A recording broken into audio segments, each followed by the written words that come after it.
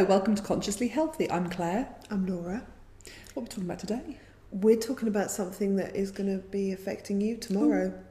It is affecting me tomorrow. Do you want to share? Yeah, so I am obviously very into dealing with things as naturopathically as possible, as it is my career and my passion. And I really do believe that we can deal with an awful lot of stuff naturopathically. However, every now and again, it is important to value medical intervention.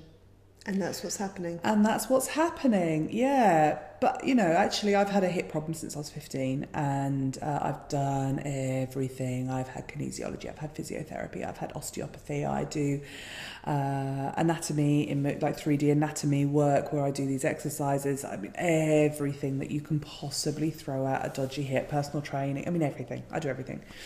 And it's just got worse and worse and worse. And it was actually a foot doctor, a whole random story, who I sort of, because I have family bunion, I'm not bothered about it, and I'd seen him and he said, the hip pain that you've got is nothing to do with your foot. I didn't believe him. I was like, how can it not be to do with my foot? But he did refer me to a specialist, and it turns out that I have got very, very, very rare and complicated hip issues that I should have had surgery on when I was 15.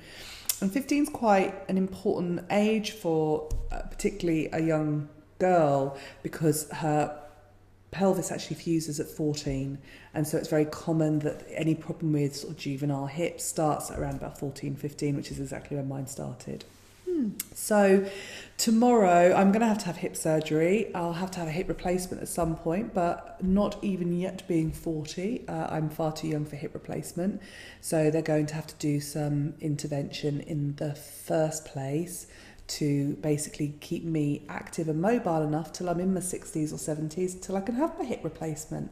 So it's not fun and it's not great, but what we want to talk about is naturopathically supporting medical intervention, because I think that's the key thing. You know, medical aspect, they're going to do what they need to do the surgery that they need to do. Actually, my personal opinion is that often, having seen it quite a lot, physio doesn't really quite cut it. People actually need other aspects to support their rehabilitation or to prepare for those surgeries. Mm-hmm. Or any kind of intervention, really. So that's what we're going to talk about today. Wow.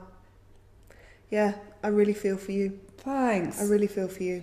I haven't got my surgery for a while, but I've got 2 horrible MRIs that are called arthrograms. See, Arthur sounds quite Arthur nice. does sound quite nice, yeah. But I have a feeling that this isn't going to be. This is going to be not friendly, Arthur. It's not. They use X-ray to basically guide a giant needle right into the front of my hip joint, and they will squirt in radiated iodine, which doesn't sound. It sounds quite toxic for someone whose body is a temple and has no chemical toxins anywhere near me. I'm a bit freaked out.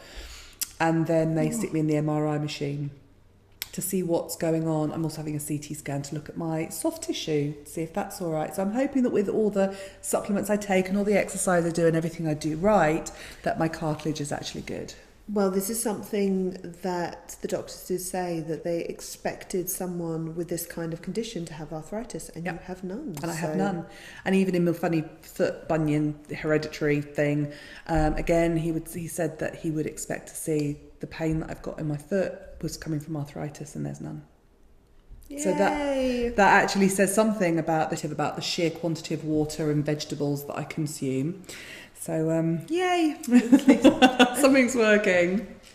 And so this podcast is if anybody is going into some kind of major medical intervention, how they can support themselves naturally. Yeah, absolutely. So what have you been doing? So today I've been taking quite a lot of antioxidants. Yes, and why is that? To help my body to process the toxins that are going to be going in it tomorrow, because there is literally radiation going in it tomorrow.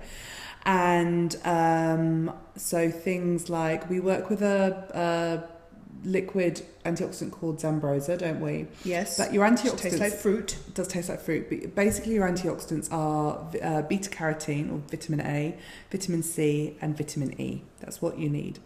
Lots of water. I'm going to be having lots of water today. And, kind of preparing that way.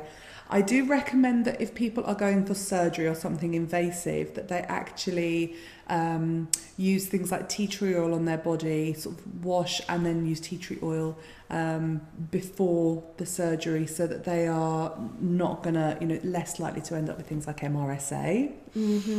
And using things like tea tree oil afterwards to make sure they don't end up with MRSA. Yeah. You can even get soaps and stuff with echinacea, and that's the kind of thing that we're thinking about. Yeah. So definitely supporting the immune system, because that takes a hit whenever we go into some kind of medical intervention. So, that would be the antioxidants, definitely the vitamin C, A and E. Yeah, and my diet tonight is going to be very, very clean, lots of green vegetables, some fish. So just really giving my body kind of every chance of going in there feeling really clean and well supported. Yep.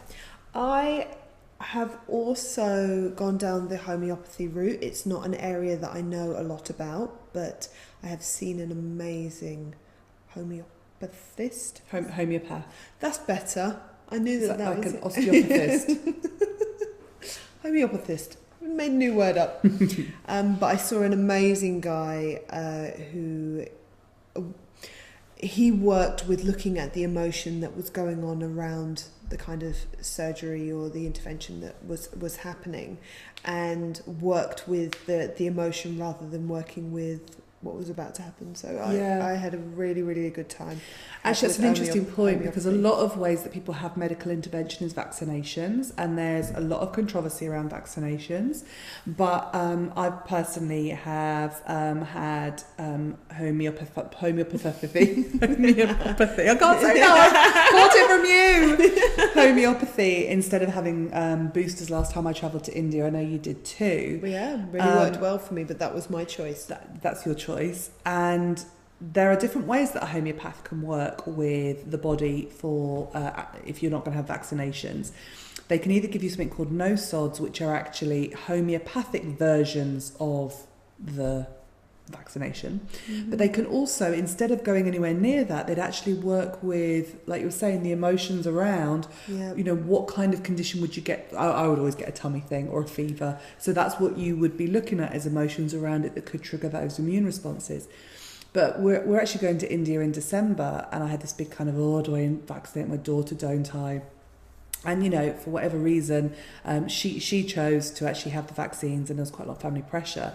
But she's still going to have homeopathy. She's still going to see her homeopathist. She's still seeing her homeopathist because he will support her immune system through that process. Yeah. So there's always, if not an alternative to the medical aspect, a way of supporting the body through the medical intervention.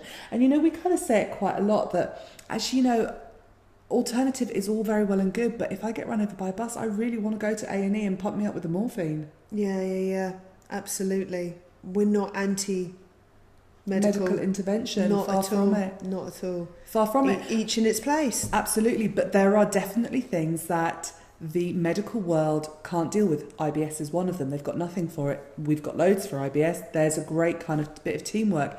However, when it comes to the fact that the ball joint in my hip isn't actually round, there's not a lot that I could do with that. And man, you've explored it. And man, I have explored it. So, yeah. What I would also say is looking into flower remedies can be a really beautiful way of dealing with the emotion, or getting support with the emotion of going in for medical intervention. So I'm going to put some crystals in my bra as well. Nice. Lovely. The flower remedies off the top of my head for something like this would be walnut. Walnut is for protection, so that's very much when you need to feel like you've got that blanket around you. 5-flower remedy, actually, that's got lots of stuff in there for panic and overwhelm and stress and control, and that's kind of a really nice go-to if you don't really know that much about flower remedies and you're going in for something big. Most people know that as rescue remedy. Yes. So that's a good way of doing it. Supplementing with antioxidants to help your body deal with whatever it is that it's going through. Yeah, absolutely. So really good luck for tomorrow. Oh, thanks. I'll be coming round for movie night and to make a dinner tomorrow. I won't be able to walk for a bit. Remember to subscribe, because I will survive through this. I feel like a Gloria Gaynor song coming on. I will survive through my Arthurgram. You blimmin' better.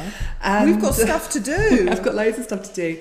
And tune in next time to find out if Claire is sat next to Laura in Consciously Healthy. See you next time. Bye.